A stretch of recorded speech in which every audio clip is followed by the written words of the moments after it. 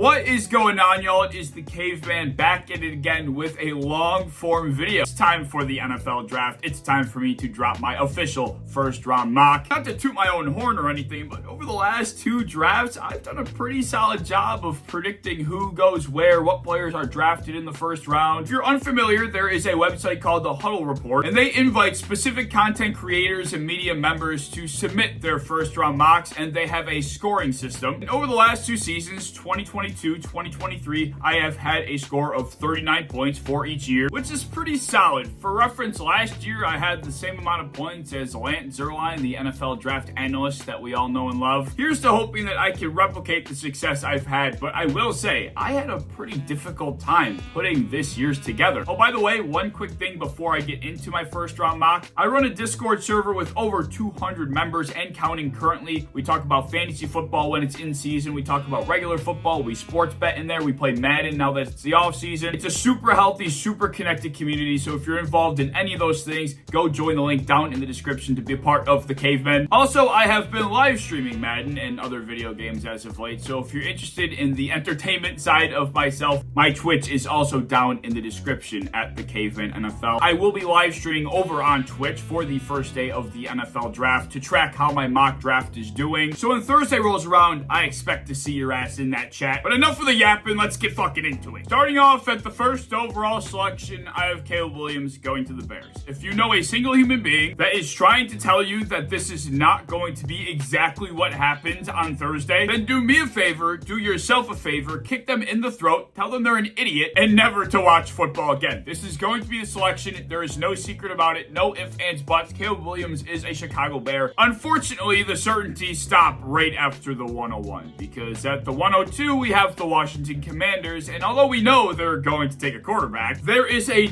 ton, and I mean a ton, if you live on Twitter, you know how much I'm talking about, of speculation regarding who they should and who they will select. Right now, the common belief is that Jaden Daniels will be the selection. I'm not sure what report really swayed the public into believing that, but me personally, I really don't listen to any of the bullshit. The second best quarterback in this class is pretty obvious, and his name is not Jaden Daniels. I don't know where all this smoke started to get blown from, but I think that's quite literally all it is. I think Drake May's the pick. I think it's been the pick the entire time. If they, for whatever reason, do end up going with Daniels, good for them, but I firmly believe he's the second best passer. So I'm putting my faith in that front office in their first draft class together to make the right decision. Speaking of a franchise with a bunch of new faces, enter the Patriots at the 103. I'm pretty confident they're going to go with the quarterback. I'm pretty confident they're going to go with the one with the most upside here, and that is Jaden Daniels. Now, I'm not too sure what type of route Jerod Mayo may like to take. Maybe he's more in tune with a passer like J.J. McCarthy. There's also been some rumors that they actually might trade out of this pick and be comfortable rolling with Jacoby Brissett, but I'm leaning more toward the quarterback, and I think Jaden Daniels is the right selection for them here, and he will be a Patriot come Thursday night. May the great Lord strike me dead if the Arizona Cardinals trade out of the 104. They have Marvin Harrison, one of the greatest wide receiver prospects ever to come out of college, in the palm of their hand. I don't see a fucking universe where they decide to trade out of this selection, especially considering they are in dire need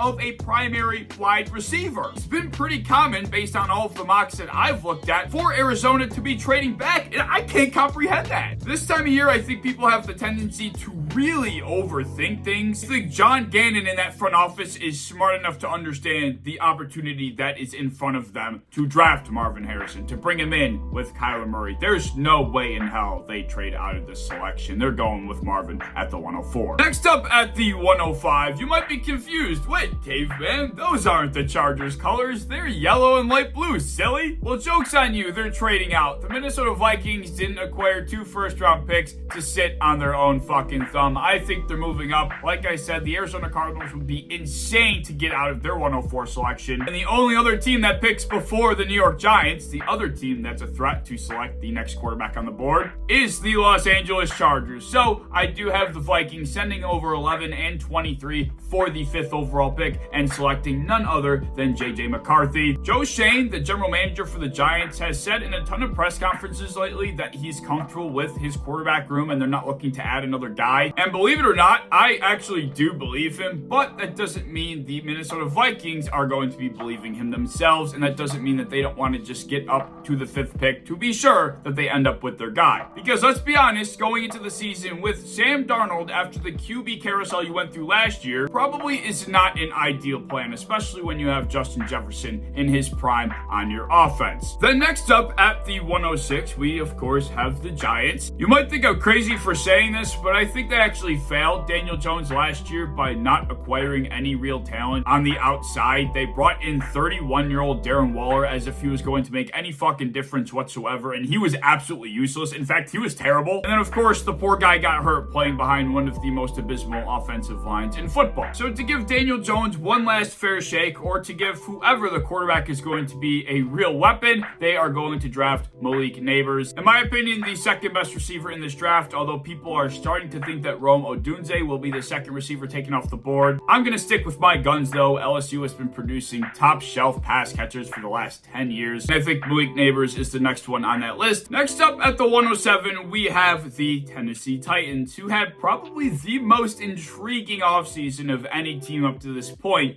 gearing their team up to try and make a run, if you will, with Will Levis, who, if you remember correctly, was a fan favorite. The guy's a dog, but he wasn't necessarily good at the position either. So it's certainly an interesting decision, but they're essentially all in with the kid at this point, and they're going to continue to force their chips to the middle, and they're going to make what I think is the easy selection here in Joe Alt, the offensive tackle from Notre Dame. If there was one guy from this class that I would say is like a guaranteed All-Pro in the next 2 to 3 years, it's Joe Alt. Next at the 108, we have Raheem Morris and the Atlanta Falcons. If you know anything about the Falcons over the last few seasons, you would know that they have had an atrocious pass rush for the last 2 to 3 years. Their pass rush win rate always at the bottom. Their sacks as a team always at the bottom. They need somebody to start disrupting opposing teams' quarterbacks, and I think that's the route they're going to take, and they're going to take the best edge rusher off the board out of Alabama, Dallas Turner. Next up, we got Chicago again at the 109. I feel the same way about this pick as I did with Arizona and their selection of Marvin Harrison. As far as this mock goes, they have the opportunity to walk away with their quarterback of the future, as well as their future wide receiver 1, who I might add would be the best wide receiver of his class if he was in like any other class. Rome Odunze is a doozy. He's going to be a Chicago Bear, and I don't think there's any universe where Chicago passes up this opportunity. If the board doesn't fall this way, then I think a lot of different things can happen. They can go offensive line, they can go defensive line, they can trade out. But if they have Rome or even Malik Neighbors in the palm of their hand come pick 109, I will bet it all that they fucking select him. And that's what's happening here. Rome Odunze, you are a Chicago Bear. Now for the 10th overall selection, we have the New York Jets. This is another pick that a lot of people think could go in a number of directions. Offensive line, defensive line, wide receiver, or hell, maybe they're interested in a generational tight end prospect that's right in front of them for the taking. It's one of the most common picks you'll find in mock drafts, but yes, I do have Brock Bowers going to the New York Jets. The thought process is simple. They have a 40-year-old quarterback who they're trying to win with as soon as possible. They're giving themselves a 2 to 3 year window, and I think they want to give their vice president, Jeopardy host, and part-time quarterback as many weapons as he possibly can have to get the job done. If it weren't for the Tyron Smith signing in the offseason, I would think offensive line here, but I think an offensive tackle would mean they're thinking about the future, and I don't think they're thinking about the future at all. They've gone all in on the present, and Brock Bowers would help their efforts in trying to achieve what they've set out to achieve in the next 2 to 3 years. So Brock Bowers, you are a New York Jet. Next up at the 111, we have the Los Angeles Chargers, who of course traded out with the Minnesota Vikings. I think all of the rumors that we've been hearing about Jim Harbaugh and Greg Roman trying to fulfill their wet dream of establishing the run are true, but it's not a guy you may expect. I'm going to have them going with Troy Fontanu, the offensive tackle out of Washington. Depending on who you talk to, he's a top 12, top 10 player in this draft overall, and I'm of that belief. He's projected to be an interior guy, but he has experience at offensive tackle. And the thing about the Chargers is that they have guys on their offensive line. It's just that they really know what to do with their guys. Zion Johnson hasn't been great. They have Jamari Salyer, who they drafted to be a tackle, but he had to kick on the inside because Trey Pipkins, who is probably the most hated Charger on that roster right now, is forced at offensive tackle. Pipkins has not been good following his extension, so you bring in a guy like Troy Fontanu, you can put him on the inside and kick Salyer back out on the outside if Pipkins Pipkins is really struggling. Or you could just have Fontanu as a rotational tackle. You can have him come in for Zion Johnson. The possibilities with what you can do with Fontanu are pretty much endless. And like I said, the Chargers have guys. They just got to figure out what to do with them. And they get flexibility in a guy like Troy to help them figure that out. Next up at the 112, I am once again wearing the incorrect colors. It should be the Denver Broncos pick, but I decided to spice things up a bit. I have the Indianapolis Colts trading up into the Denver Broncos spot, thus putting Indianapolis in position to select a guy that I think they're eager to get their hands on, and that would be wide receiver Brian Thomas. I can see the Colts following the common blueprint of trying to cushion their young quarterback with as many weapons as possible, especially since Anthony Richardson didn't play much last year. This is kind of almost his rookie year. And outside of Michael Pittman, they have Josh Downs. He's good in the slot. Alec Pierce, I don't think has been as good as they probably would like him to be. And I think that's where Brian Thomas comes in. Now for the 113, we have the Las Vegas Raiders, who obviously don't get their hands on a top 4 quarterback. But I think that's why they went and signed Gardner Minshew, because if they feel like trading up, they can, because Gardner Minshew could then be the backup. But at the same time, if they don't feel comfortable making that move, they signed Gardner to a pretty cheap contract to be their bridge starter. So they have flexibility, and I think they end up being comfortable with the 113, and they addressed the offensive line, because that's been one of the biggest issues for this team over the last few years. And to me, it's kind of just picking out of a hat with the offensive tackles available, because they all are pretty solid. But I have them going with the Penn State product, Alu Fashanu. I don't know how to pronounce his first name entirely, but Fashanu is who I got going to the Raiders to help bring Colton Miller and that dreadful offensive line some help. Now the Saints are on the clock with the 14th overall pick. I think receiver is a possibility, but with Brian Thomas off the board, I think there's only really one direction to go here. The Saints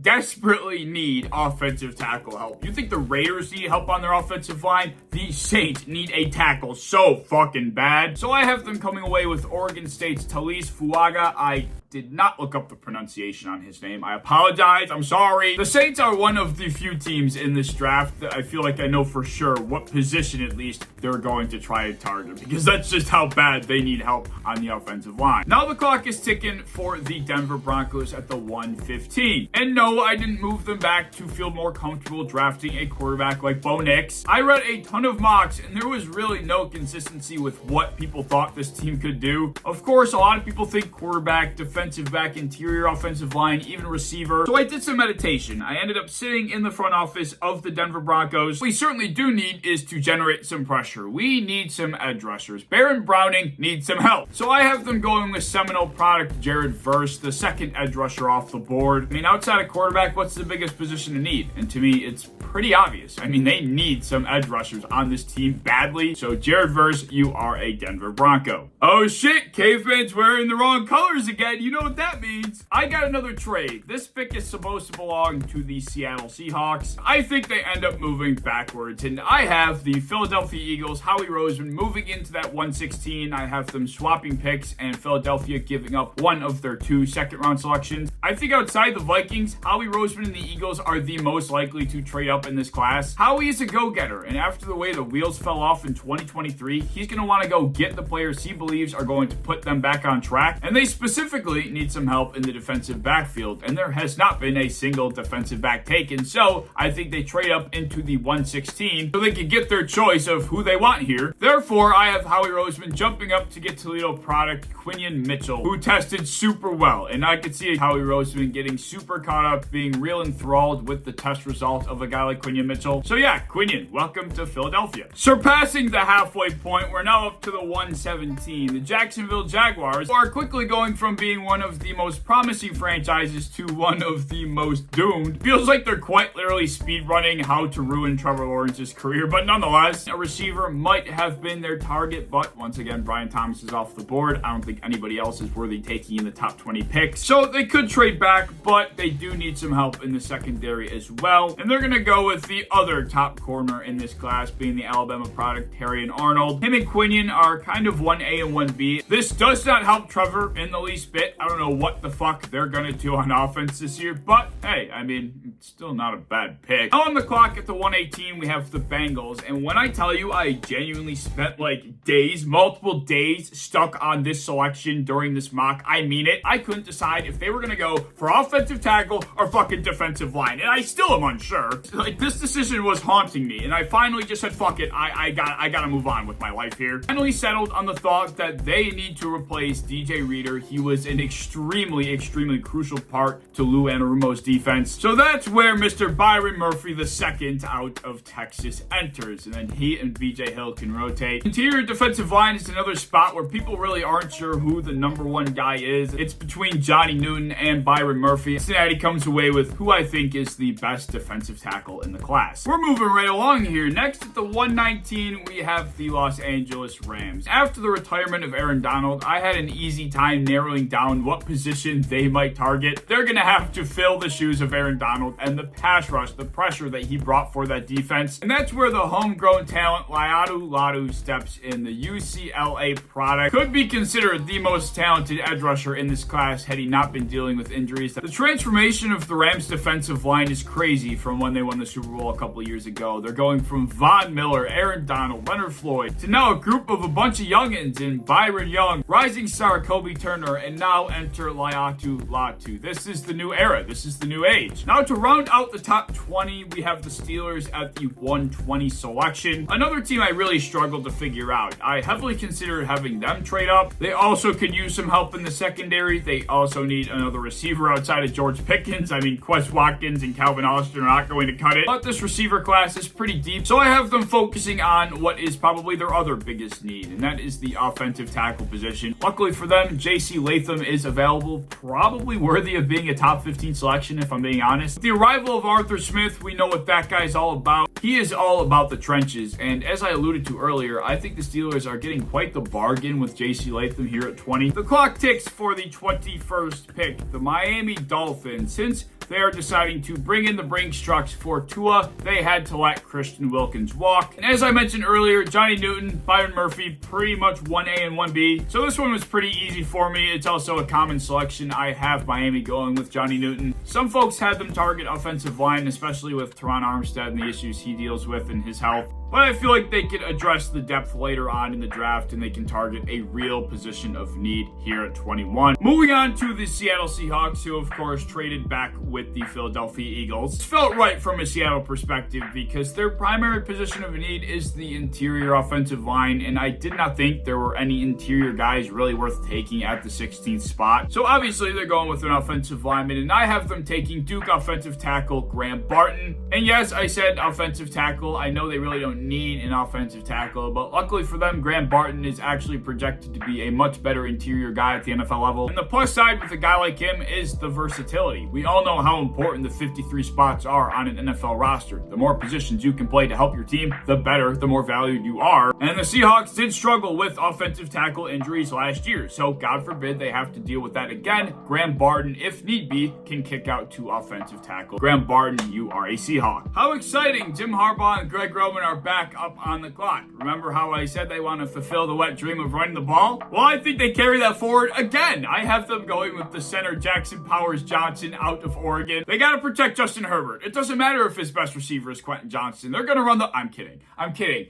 I do not have them taking 2 offensive linemen in the first round. I'm not that dumb. I think they quite literally have 4 receivers on this roster, which is why the trade back makes so much sense, because they get to address the offensive line, protect Justin Herbert, and also end up with a receiver to add to that room because it's desperately needed. And at 23, I have them going with A.D. Mitchell. There's a big trend on Twitter right now that has A.D. Mitchell sliding potentially out of the first round because he's got character issues. I do not buy any of that fuck shit. A.D. Mitchell is a very, very good receiver. All of the physical attributes you could ask for. I don't know where that trend even started, but I do have A.D. Mitchell getting selected here at the 23rd overall pick. We are approaching the final stretch here. At 24, we have the Dallas Cowboys, and this is a team that needs a lot. The clouds are getting dark in Jerry's world, and although you could make the argument for another receiver, you can make the argument for an interior defensive lineman, a cornerback, I think their goal ultimately will be to fill Tyron Smith's shoes and try to rebuild what they had in the trenches offensively, thus making their pick a Amarius Mims out of Georgia, and this would allow Tyler Smith to kick back inside to guard where he's naturally supposed to play. The guy did a solid job on the outside, but with Zach Martin's future in question as well, you're going to want to move a guy like Tyler Smith, who is more than capable, back on the inside, and Amarius Mims allows that to happen. And right after Dallas is the team that sent them home early, the Green Bay Packers. Green Bay is going to go in one of two directions, either offensive line or defensive back. Although, given how the board has played out up to this point, I think there are some steals as far as defensive backs go, and Theo Ash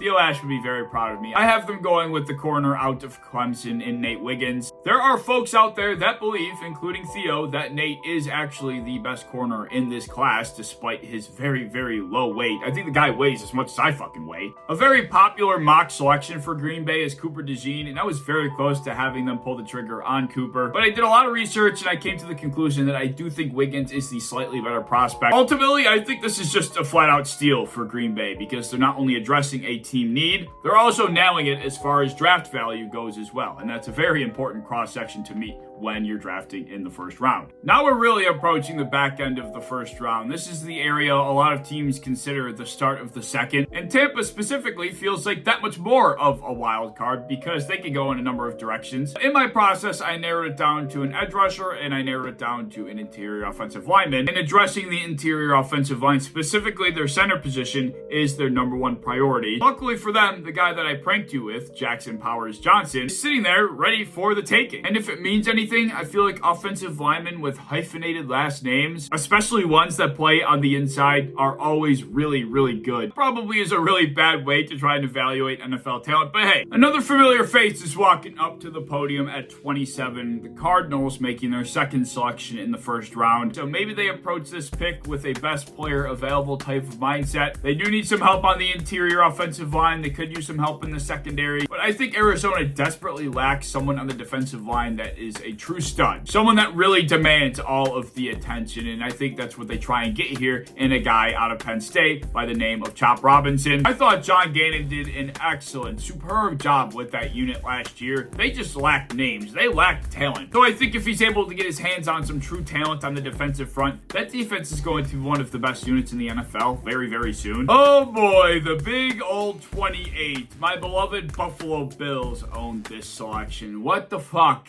are the Buffalo Bills going to do? I struggle to answer this question. As much as they need a wide receiver, we got to stay rational, people. There might not be one available at this pick that makes sense. This team has a ton of needs, but I kind of threw that all out the window. I said I think a receiver is necessary. The upside is there. There's no one in the Bills room like him. There's no one in the draft like him. I have the Bills going with Texas receiver, the 40-yard dash record holder, Xavier Worthy. I think people are approaching the draft entirely wrong, at least as far as the receiver conversation goes. People think the Bills are looking for an alpha number one, and Brandon Beane himself recently said that you don't necessarily need a number one target. And now with Joe Brady establishing the run the way he has, now they just need to diversify the receiver room. They have the physical pass catcher in Dalton Kincaid, and as well as Dawson Knox. They have the guy that can play on the inside in Khalil Shakir, and the outside for that matter. They also have the gadget guy in Curtis Samuel. So what are they fucking missing? A field stretcher, someone that can take the top off, someone that is so threatening that defenses are forced to respect him. There's only one name that fits that description so well, and that is Xavier fucking Worthy. 29, the madness stops. I have the Detroit Lions taking Cooper DeJean, stopping his skid. This might be late for Cooper DeJean in a lot of people's minds, but I think there are questions about where he will fit in an NFL offense, what position he will be best at. It's also got health concerns, but at 29, it is well worth the risk for Detroit. 3 picks left. At number 30, we have the Baltimore Ravens, who will go in one of two directions in my personal opinion. Either target the offensive line or the secondary. There's one guy in particular that stands out that really would fill out a position they need desperately, and that's the Alabama product in Kool-Aid McKinstry. This is a very common mock draft choice. This was not very original. Given the depth of the offensive line in this class, I think they're better off just taking the guy that will fill a need more immediately in Kool-Aid McKinstry. Next, we have the worst pick in the draft. Number 31 belongs to the San Francisco 49ers. Why do I say it's the worst pick? Well, because in most cases, it probably means you lost the Super Bowl. 49ers are in desperate need of offensive line help. Their offensive line gets this rap as if it's one of the best in the entire NFL, and it is, don't get me wrong, but it's certainly a lot more inconsistent than people realize, and it will not continue to be one of the best offensive lines if they do not address it. So what I have them doing is taking Arizona offensive tackle Jordan Morgan. Brent Williams could be on and off the field given his age next year. They have offensive guards that probably could be rotational pieces. Jordan Morgan is projected to be more of an interior player, but once again, he has the offensive tackle experience, so he can do both. I think given the state of the 49ers offensive line, this is the exact kind of guy that they need right now. Now for the 32nd pick, the best selection in the draft in most cases. Kansas City Chiefs. Not many people know what the Kansas City Chiefs are going to do, including me. A lot of people think they might target a receiver due to the issues that Rashee Rice found himself dealing with. And outside of Rashee, they have an aging Travis Kelce and really nothing. But despite that, I have a feeling that given the NFL's track record of dealing with these sort of incidents, Rashee Rice will probably miss like 5 or 6 games. So they probably can wait on taking a receiver and address the offensive line, which I think is the more dire need, really. Right now, their starting left tackle is listed as Wanya Morris.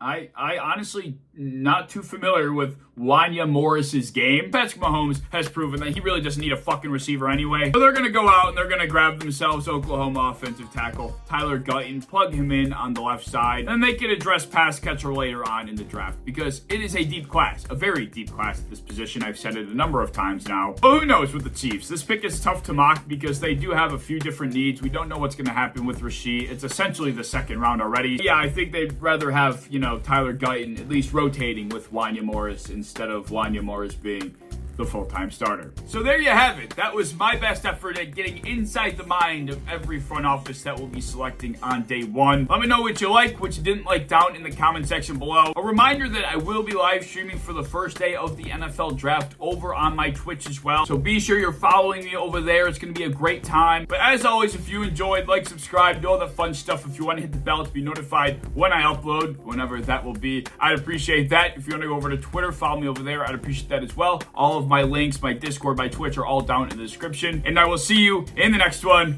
Peace.